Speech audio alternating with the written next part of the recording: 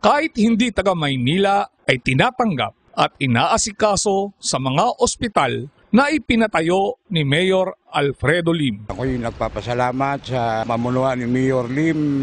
Talagang epektibo niyang kanyang ginawa at sa libreng gamot, saka libreng ospital. Kahit ako yung taga Makati, naka-experience ako ng magandang serbisyo. Laking bagay yan, alam mo mga mahihirap ang pambili dahil alam mo depende sa sakit, libo pag nagresita, bibili kapag walang libre, patay. Wala na, foreignary na lang tayo. Huwag na, kasi ang mga pasyente walang lalo na sa obserbasyon ko sa loob ng 3 linggo.